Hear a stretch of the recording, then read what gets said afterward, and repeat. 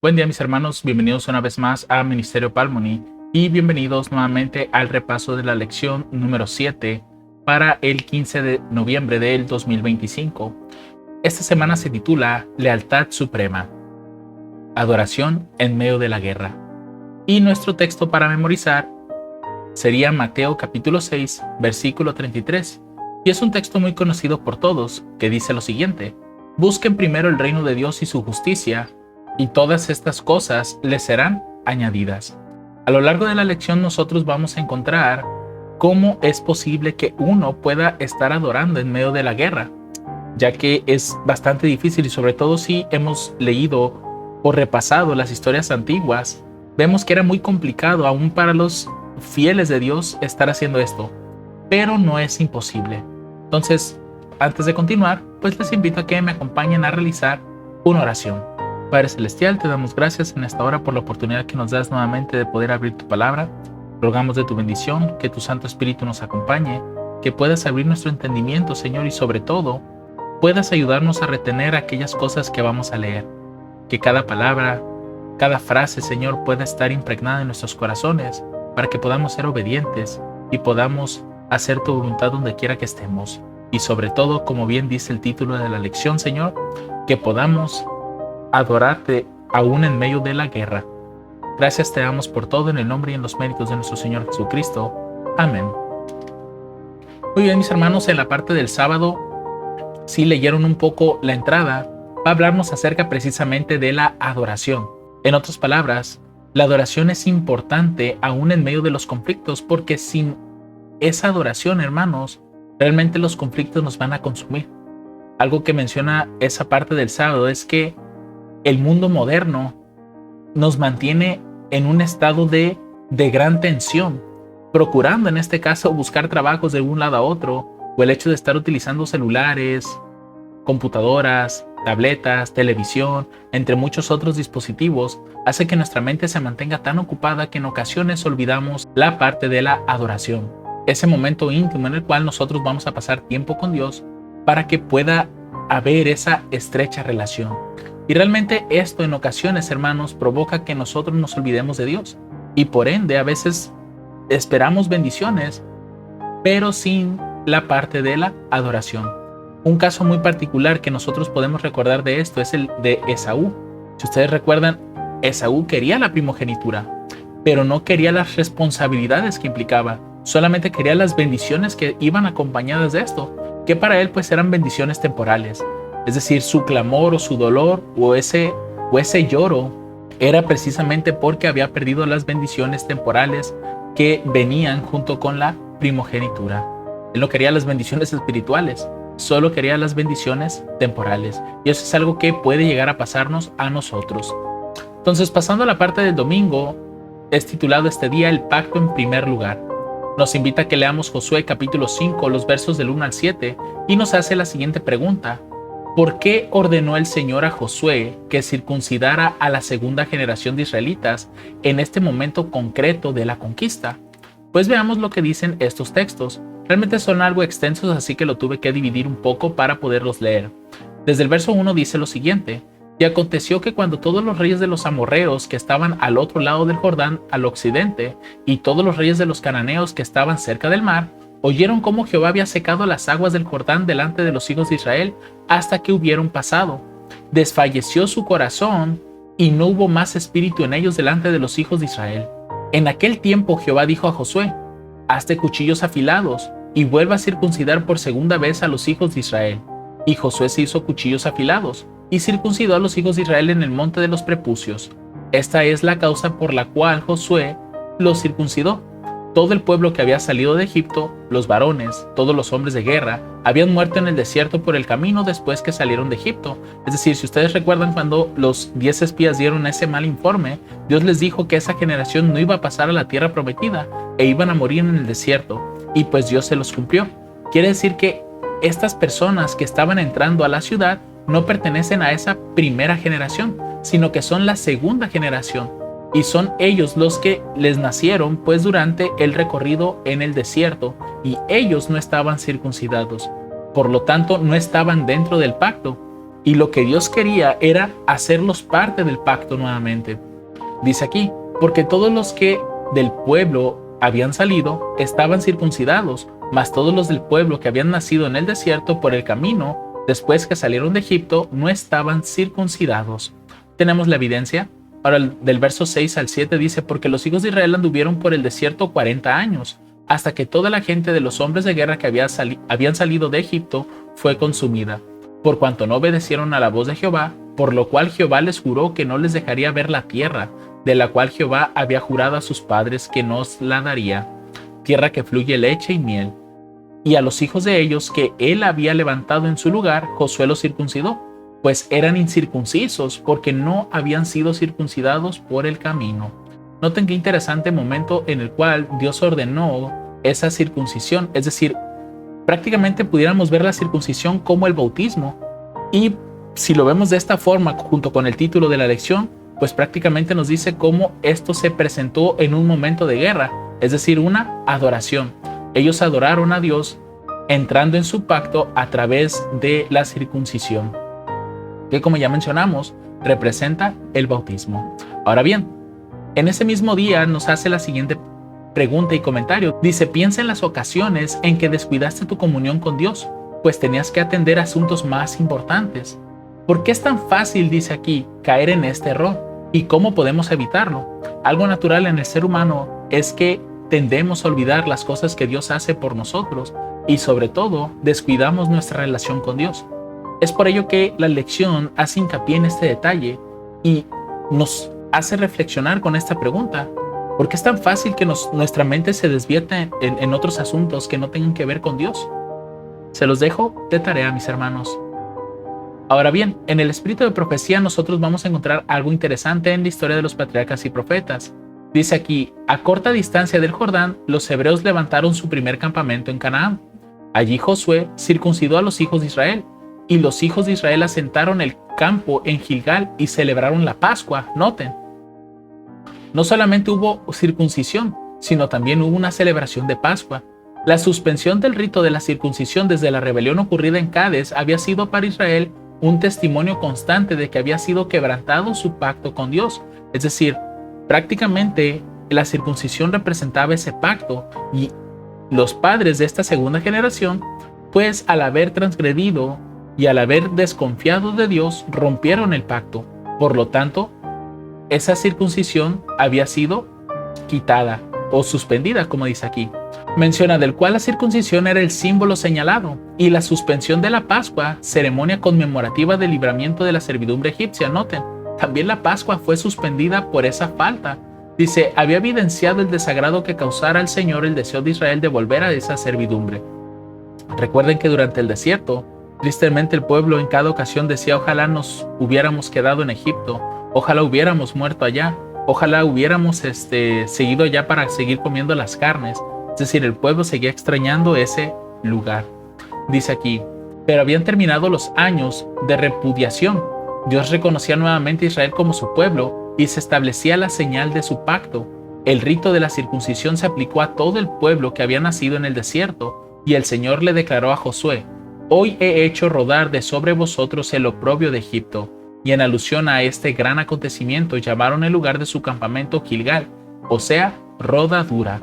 Es evidente ver, hermanos, que Dios o su ira no dura para siempre. En este caso, Dios esperó a que pasara esa generación para volver a entrar en el pacto con este nuevo, vamos a llamarlo un nuevo pueblo, porque pues ya era una segunda generación. Toda la primera generación ya había fallecido, entonces era prácticamente descendientes de esa primera generación. Ahora, en la parte del lunes nos va a hablar acerca de la Pascua, ese evento conmemorativo que al pueblo le recordaba su salida de Egipto. Dice, ¿por qué es significativo que Josué eligiera celebrar la Pascua a pesar de la apremiante e inmensa tarea de tomar posesión de la tierra prometida? Porque realmente si nos ponemos a pensar, pues no habían conquistado ni siquiera el 50 o el 90% de todo ese lugar. Apenas habían pasado Jericó, habían pasado Ai, faltaba todavía más territorio. Dice aquí, que leamos Josué, Éxodo, Levíticos, Números y Deuteronomio, así que vamos a leer cada uno de estos pasajes porque realmente son algo cortos. Comenzando con Josué 5:10 dice, y los hijos de Israel acamparon en Gilgal y celebraron la Pascua a los 14 días del mes. por la tarde en los llanos de Jericó. Noten, en el capítulo 5 ya se nos indica que el pueblo comenzó a celebrar la Pascua, y noten que lo está celebrando explícitamente, ¿dónde? A los 14 días del mes por la tarde. Vamos a Éxodo 12:6, es decir, nos va a regresar al pasado en este caso. Y habéis de guardarlo hasta el día 14 de este mes, y lo inmolará toda la congregación del pueblo de Israel entre las 2 tardes. Aquí Moisés está dando la orden de cómo tiene que ser guardada la Pascua, cómo es que Dios se la comentó. Después encontramos en Levíticos 23:5 lo siguiente: y en el mes primero, el día 14 del mes, entre las 2 tardes, Pascua es de Jehová. Noten que siempre está la parte interesante de mes primero y el día 14 del mes. Ojo con esto, hermanos, ese mes primero no es como en nuestro calendario, que lo llamaríamos a lo mejor enero, porque realmente los días, o más bien el calendario nuestro, pues no es semejante al de ellos. Además de que este calendario tampoco era el calendario ordinario, sino que era un calendario religioso, porque para Dios el primer mes pues no comenzaba, digamos, un enero, ¿no? Que sería como el primer mes para los israelitas, sino que para Dios ese mes caía entre más o menos marzo y abril. Más abril porque está más asociado a la, si no mal recuerdo, a la cosecha de la cebada, me parece. Por lo tanto, estaba más inclinado a ser el mes de abril. Entonces ahí es donde podemos ver ese mes primero, el día 14 del mes. Ahora en Números 16, dice: mas en el mes primero, a los 14 del mes, será la Pascua de Jehová, y a los 15 días de este mes la solemnidad. Por 7 días se comerán los panes sin levadura, ya que recuerden que esa levadura pues representaba el pecado, por lo tanto tenía que ser comido sin esa levadura. Y por último, Deuteronomio 16, 4 y 6, y con esto pues ya daremos algún comentario acerca de la pregunta. Dice: y no se dejará ver levadura contigo en todo tu término por 7 días, y de la carne que matares a la tarde del primer día no quedará hasta la mañana. Es decir, no tiene que quedar nada, hermanos, esas eran las órdenes de Dios. Dice: sino en el lugar que Jehová tu Dios escogiere para hacer habitar allí su nombre, sacrificarás la Pascua por la tarde a la puesta del sol, al tiempo que saliste de Egipto. Sí que es importante ver todos estos detalles, porque Josué estaba guardando la Pascua de acuerdo a las ordenanzas que se habían dado anteriormente. Por eso es que dice aquí: ¿por qué es significativo que Josué eligiera celebrar la Pascua a pesar de la apremiante e inmensa tarea de tomar posesión de la tierra prometida? Porque ellos ya habían tomado la decisión de circuncidarse para poder entrar en el pacto, y por ende el celebrar la Pascua pues era un acto de gran solemnidad que ellos querían hacer en ese momento. Era prácticamente necesario recordar precisamente de dónde Dios los había sacado. Si la circuncisión representaba quitar el oprobio de Egipto, la Pascua también representaba el hecho de recordarles que Dios los había sacado de ese lugar y que ya los estaba introduciendo en la tierra prometida. Es decir, Dios ya estaba cumpliendo la promesa que había hecho 40 años atrás, y no por culpa de Dios, sino por culpa de sus padres, porque ellos no quisieron ir a tomar posesión de la tierra cuando Dios se los dijo. Tristemente, por causa del pecado de los padres, las consecuencias de sus actos afectaron a sus hijos, y a ellos les tocó el tener que hacer la conquista. Ahora, pasando a la parte del martes, dice altares de renovación. ¿Cuál fue el motivo de Josué cuando construyó un altar para el Señor? Aquí nos invita a que leamos Josué capítulo 8, versos 30 al 31, y hay que compararlo con el libro de Deuteronomio, el capítulo 11 y después el capítulo 27. Comencemos con Josué. Entonces Josué edificó un altar a Jehová, Dios de Israel, en el monte de Ebal, como Moisés, siervo de Jehová, lo había mandado a los hijos de Israel, como está escrito en el libro de la ley de Moisés: un altar de piedras enteras sobre las cuales nadie alzó hierro, es decir, piedras en las cuales no se hubiera quebrado o algo por el estilo, tenían que ser piedras enteras. Dice: y ofrecieron sobre él holocaustos a Jehová, y sacrificaron ofrendas de paz.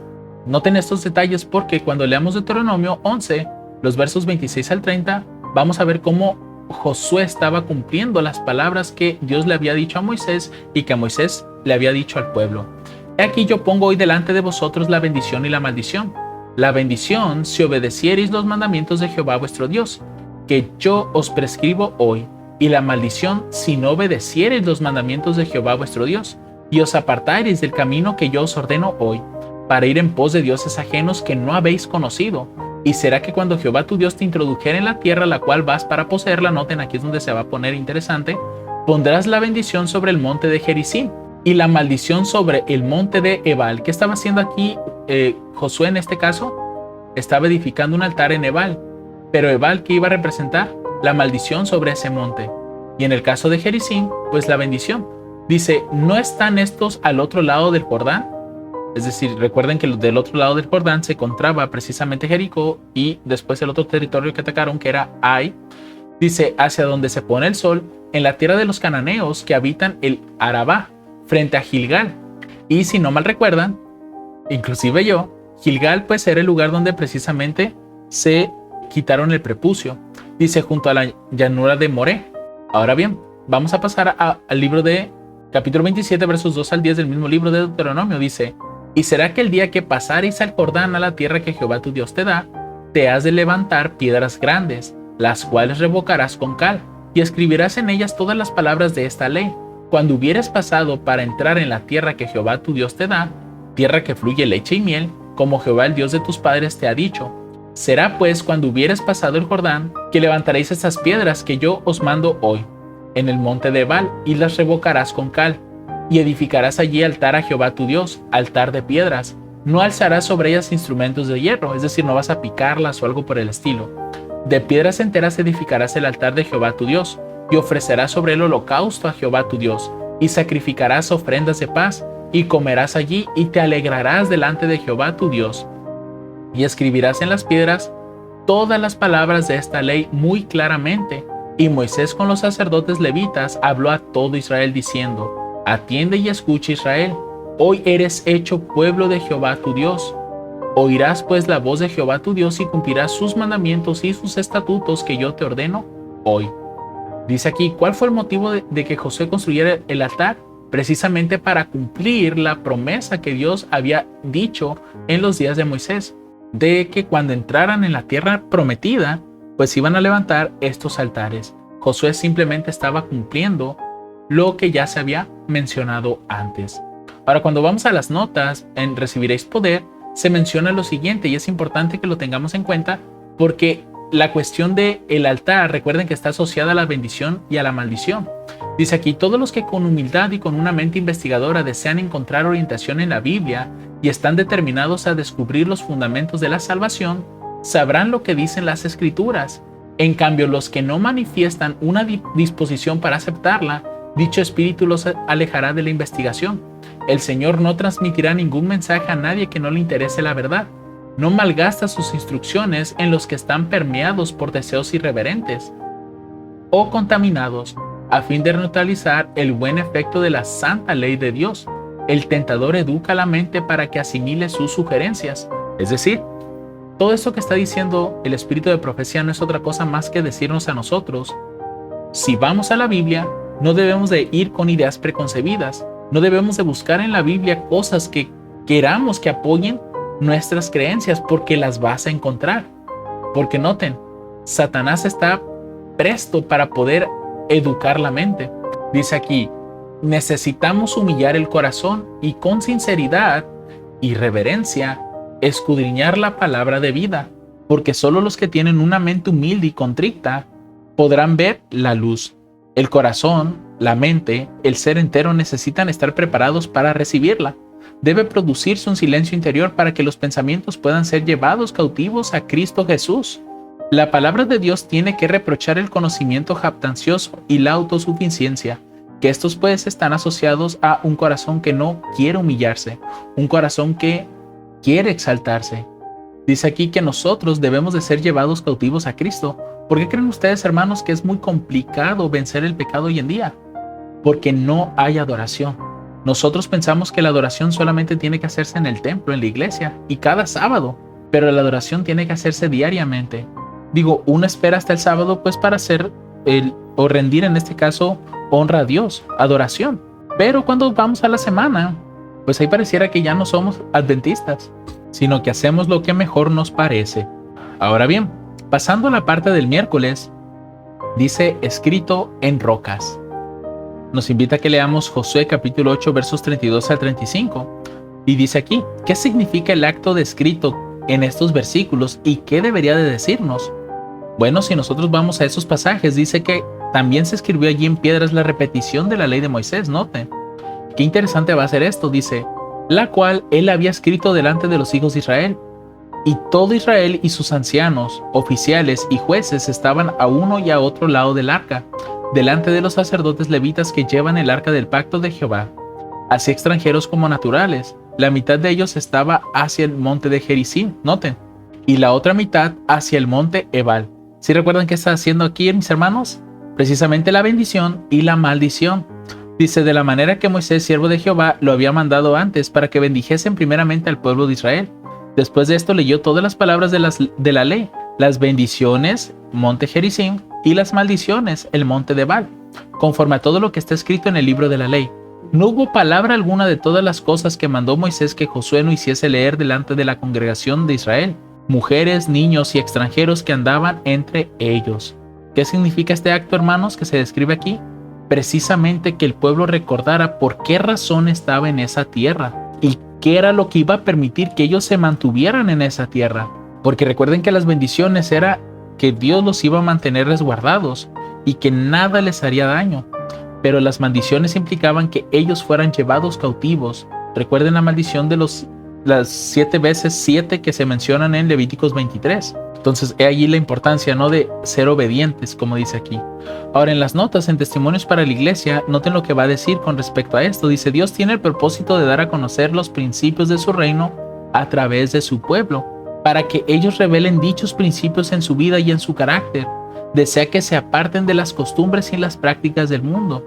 Pero esto será imposible, hermanos, si nosotros seguimos practicando estas costumbres que hace el mundo. Es necesario la adoración con Dios para que precisamente esas tendencias naturales se vayan desapareciendo o apagando, para que podamos ser verdaderos adoradores.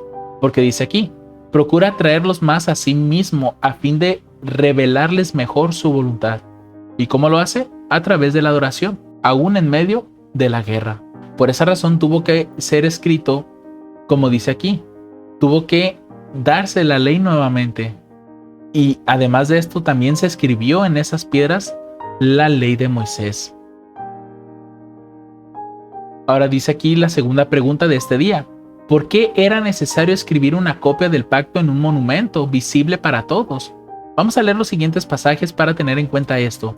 El primero dice lo siguiente, Deuteronomio 4:31 dice, porque Jehová tu Dios es Dios misericordioso, Él no te abandonará, ni te destruirá, ni se olvidará del pacto que juró a tus padres. Y claramente esto lo vimos. ¿Cómo es que 40 años después Dios les cumple? Los introduce en la tierra prometida. Y Dios fue misericordioso con ellos. Porque ¿qué le costaba a Dios, como bien le dijo a Moisés? Yo déjame que se consuma, miren todos ellos, y de ti yo haré una gran nación. Pero Dios fue misericordioso y le perdonó la vida al pueblo. Ahora, el capítulo 6, verso 12 dice, guárdate que no te olvides de Jehová, que te sacó de la tierra de Egipto, de casa de servidumbre. Por esa razón era quitado el prepucio, y por esa razón era practicada la Pascua, esa ceremonia o ese rito, porque eran recordatorios de que ellos, el pueblo, estaban en esa tierra porque Dios los había sacado de la servidumbre de Egipto. El capítulo 8, versos 11 y 14 dice, guárdate de que no te olvides de Jehová tu Dios. Noten cómo repite Dios estas cosas. Guárdate, no te olvides de mí, dejando de observar sus mandamientos y sus derechos y sus estatutos que yo te ordeno hoy. Y se eleve luego tu corazón y te olvides de Jehová tu Dios, que te sacó de la tierra de Egipto, de casa de siervos. Por eso es que Dios siempre estaba de forma constante recordándoles que no se olvidaran de Él, que no se olvidaran de guardar sus mandamientos. En el caso de Segunda de Reyes 17:38 dice, no olvidaréis el pacto que hice con vosotros, ni temeréis a dioses ajenos, porque el único verdadero Dios era Él. Y aunque las otras naciones tuvieran otros dioses, no tenían por qué temerles, porque ellos estaban con el verdadero Dios. Y por último, Salmo 78:7 dice, a fin de que pongan en Dios su confianza y no se olviden de las obras de Dios, sino que guarden sus mandamientos. Entonces, ¿cuál era el fin de escribir esa copia? Precisamente para que nadie se pudiera olvidar de Dios y de cómo fueron sacados de la servidumbre de Egipto.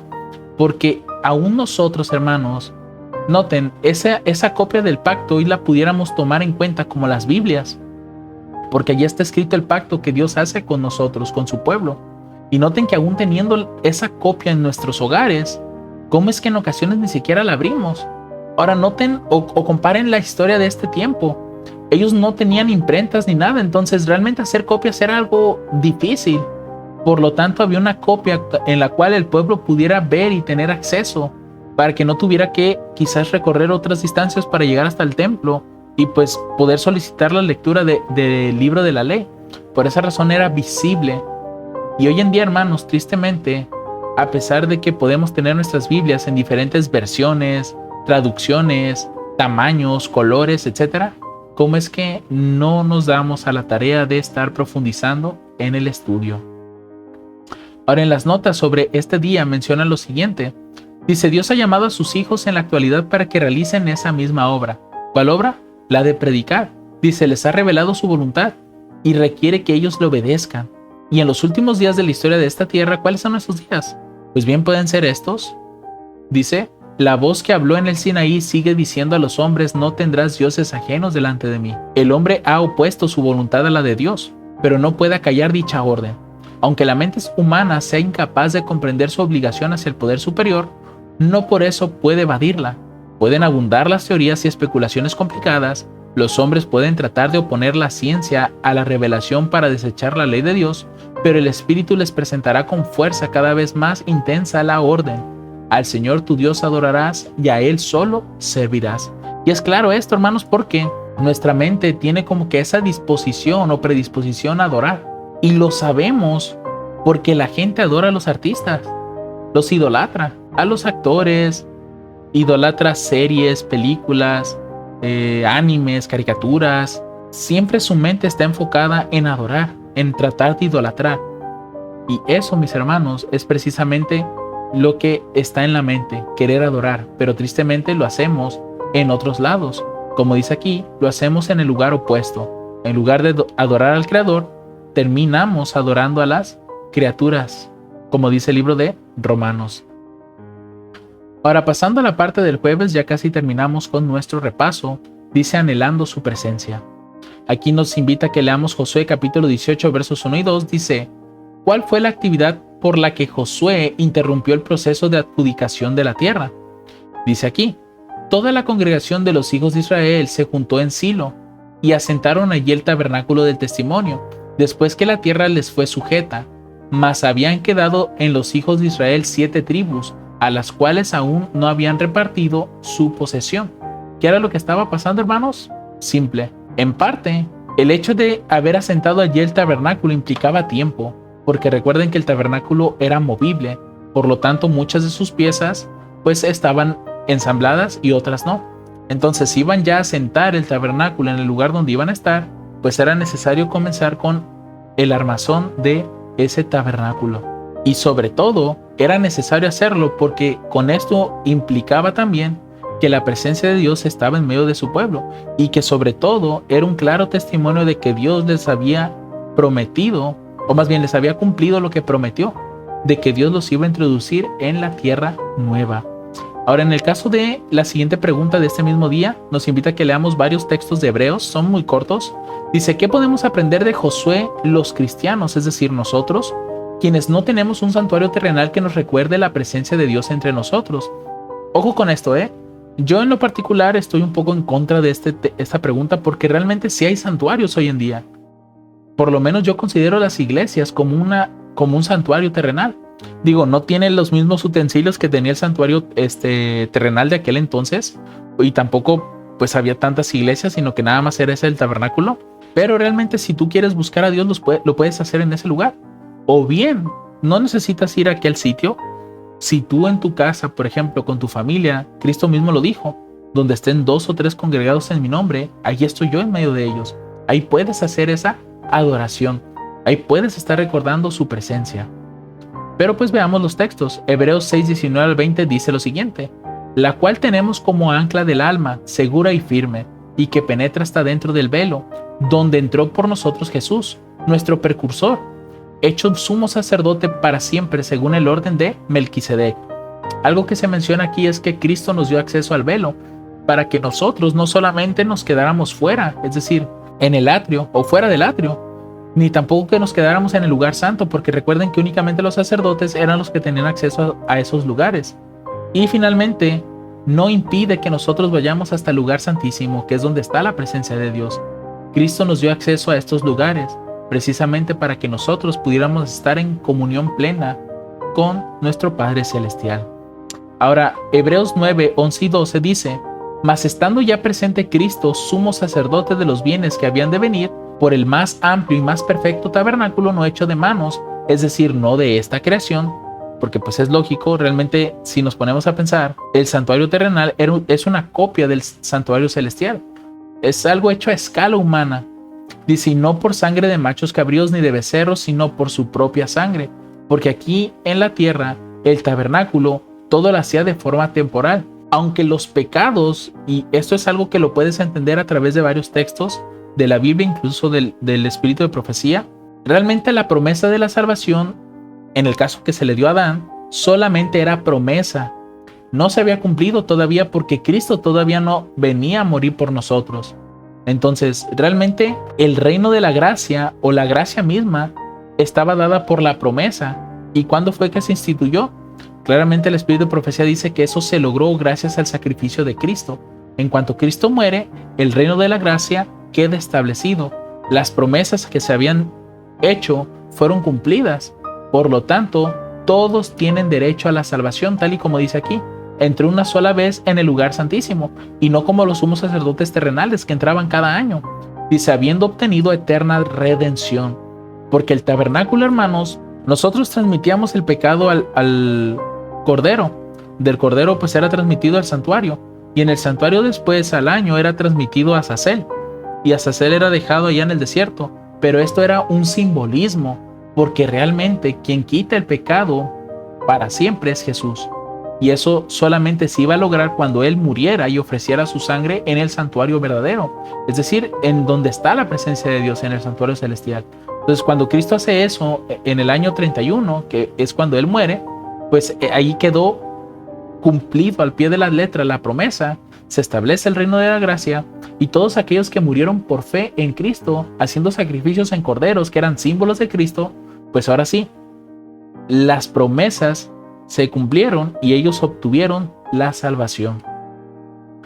Ahora, pasando al capítulo 10, dice lo siguiente: así que, hermanos, teniendo libertad para entrar en el lugar santísimo por la sangre de Jesús, porque es solamente a través de su sangre que tenemos derecho a esto, por el camino nuevo y vivo que Él nos consagró a través del velo, esto es, por su carne, y teniendo un gran sacerdote sobre la casa de Dios, acerquémonos con corazón sincero, hermanos, en plena certidumbre de fe, purificados los corazones de mala conciencia y lavados los cuerpos con agua pura. Mantengamos firme sin fluctuar la profesión de nuestra fe, que fiel es el que prometió. Aún así, hermanos, las promesas están, otras, porque realmente nosotros podemos salvarnos, pero también podemos perdernos. Todo va a depender de cómo estemos considerando estas palabras.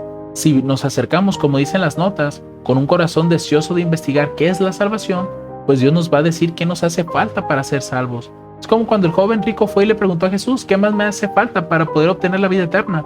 Jesús le dijo: guarda los mandamientos, honra a tu padre y a tu madre, no robes, etc. ¿Y qué le dijo el joven? Señor, todo esto he guardado desde mi juventud, ¿qué más me hace falta?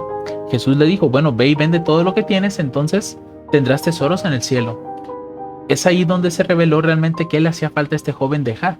Asimismo, nosotros, hermanos, tenemos que abandonar los pecados para que podamos ser salvos. De otra forma, con un solo pecado, tal y como le pasó a Moisés, nos va a pasar a nosotros. Vamos a quedar excluidos de la tierra prometida y no se nos va a permitir entrar. Hemos llegado a la parte del viernes para que estudiemos y meditemos. Nos invita a leer Patriarcas y Profetas en el capítulo de las bendiciones y las maldiciones. No doy la referencia de las páginas porque realmente nunca concuerda, pero sí vayan y busquen el capítulo para que puedan leerlo. Y también voy a leer esta parte del Espíritu de Profecía, son 2 citas. Dicen lo siguiente: de acuerdo con las indicaciones dadas a Moisés, se erigió un monumento de enormes piedras sobre el monte de Ebal. Ya lo leímos esa parte. Dice: sobre estas piedras revocadas previamente con argamasa se escribió la ley, no solamente los 10 preceptos pronunciados desde el Sinaí y esculpidos en las tablas de piedra, sino también las leyes que fueron comunicadas a Moisés y escritas por él en un libro. Es decir, estaban los mandamientos y estaba la ley de Moisés. A un lado de este monumento se construyó un altar de piedra sin labrar, sobre el cual se ofrecieron sacrificios al Señor. El hecho de que se haya construido el altar en Ebal, el monte sobre el cual recayó la maldición, resulta muy significativo, pues daba a entender que por haber violado la ley de Dios, Israel había provocado su ira, y que ésta le alcanzaría de inmediato si no fuera por la expiación de Cristo, representada por el altar del sacrificio. Así de simple, hermanos. Realmente por esa razón Dios tuvo que hacer todas estas cosas y Josué tuvo que cumplirlas al pie de la letra para poder expiar ese pecado del pueblo y poder restablecer la comunión con Dios. También se nos invita a que leamos El deseo de todas las gentes, página 614, dice: pero el servicio de la comunión no habría de ser una ocasión de tristeza. Habla acerca del rito de la Santa Cena, del lavamiento del pies. Ese no era su propósito. Mientras los discípulos del Señor se reúnen alrededor de su mesa, es decir, nosotros, no hemos de recordar, hermanos, ni lamentar nuestras faltas. Si una vez nos arrepentimos de esas faltas, ahí quedó, hermanos. No hace falta que estemos recordando los pecados que ya hemos cometido, porque si seguimos afligidos por estas cosas, es como si diéramos a entender que no hemos creído que Dios nos ha perdonado. Dice: no han de espaciarse en su experiencia religiosa pasada, haya sido esta elevadora o deprimente. No han de recordar las discrepancias entre ellos y sus hermanos. Es decir, cuando se haga el rito de humildad, no hay que ir con los pensamientos de yo hice esto, yo hice aquello, o me peleé con fulano o con sutano. Ese es un momento de reconciliación. Tiene que ser un momento de paz y de armonía y de felicidad, pensando en que estamos haciendo una renovación de votos con el Señor. El rito preparatorio ha abarcado todo eso: el examen propio, la confesión del pecado, la reconciliación de las disputas. Todo eso se ha hecho. Ahora han venido para encontrarse con Cristo. No han de permanecer en la sombra de la cruz, sino en la luz salvadora. Han de abrir el alma a los brillantes rayos del sol de justicia, para que lo tengamos en cuenta a la hora de hacer ese rito de humildad, porque nosotros ya hemos hecho todas las cosas que se mencionan en la ley de Moisés en cuanto a estas ceremonias. Por ejemplo, hoy en día ya no necesitamos hacernos la circuncisión, sin embargo está el bautismo. Esa es su comparación. Y la mayoría de los que ya creímos, ya aceptamos a Jesús, nos hemos bautizado y es como si hubiéramos circuncidado nuestros corazones. De ahí lo que sigue es la celebración de la Pascua, pero esa Pascua ya no se practica hoy en día, porque tendríamos que matar el cordero, luego tendríamos que ir a Jerusalén, porque recuerden que eso pues no se permitía hacerlo directamente en nuestros hogares, pues para eso estaban los sacerdotes. Pero imagínense tener que hacer eso cada día o todos los años, estaría complicado, hermanos. Por lo tanto, gracias a Jesús y su sacrificio, ya no se necesitó de eso. Que sí es lo que hizo Jesús, fue establecer el rito de la Santa Cena y el lavamiento de pies. Que estas son como practicar la Pascua prácticamente, ¿sí? Entonces es importante, hermanos, que nosotros adoremos en medio de la guerra. Debemos de ser leales hasta lo sumo. Y pues, mis hermanos, esto fue el repaso de la lección. Espero que haya sido de gran bendición. Y no se olviden de dejar sus comentarios en la parte de abajo, que pues los voy a leer y les estaré comentando. De igual forma, si quieren hacer comentarios para enriquecer un poco más la lección, o si se me pasó algo, me equivoqué en algo, déjenlo en los comentarios y lo podemos comentar. Que el Señor les bendiga abundantemente, mis hermanos. Amén.